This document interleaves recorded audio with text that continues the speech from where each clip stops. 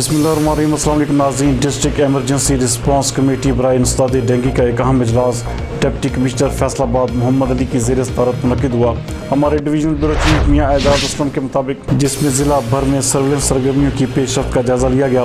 Deputy commissioner ने तहसील जड़ावाला, तांदियावाला, समुंदरी और चक जुमरा में एंटी डेंगू टीमों की कारकर्दगी को मज़ीद बेहतर बनाने की वार्निंग जारी करते हुए कहा कि वो खुद इंसदाद डेंगू मुहिम पर अमल दरामद का जायज़ा लेने के लिए अचानक दौरे करेंगे, लिहाजा डेंगू सर्वेलेंस पर ममूर मुतल्लिक़ा अफसरान और स्टाफ इस अहम टास्क की अंजामदही में कोई गफलत न दिखाएं। उन्होंने बाज़ महकमों की जानिब से सर्वेलेंस में गैर जिम्मेदारी और लार्वा रिपोर्ट न होने पर मुतल्लिक़ा अफसरान की सरजमी की और असिस्टेंट कमिश्नर से कहा कि वो इंसदाद डेंगू इक़दामात की कड़ी निगरानी जारी रखें। उन्होंने तहसील एमरजेंसी रिस्पांस कमेटी के इजलास बाकायदगी से मुनक़्क़िद करने, डेंगू लार्वा की अफजाइश का मूजब बनने वालों के खिलाफ मुकदमा दर्ज करवाने और इंसदादी इक़दामात में अदम तवज्जुही पर दुकानों को सील करने की हिदायत की। इस इजलास में महकमा सेहत के नुमाइंदा ऑफिसर ने बताया कि रवां साल अब तक डेंगू की अफजाइश का मूजब बनने पर 30 अफराद के खिलाफ मुकदमा दर्ज करवाए जा चुके हैं, जबकि मुतअद्दिद को वार्निंग भी दी गई।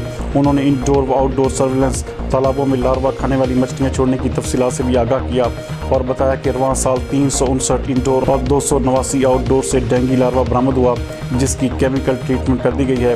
इजलास में मुख्तलिफ महकमों के अफसरान ने भी शिरकत की।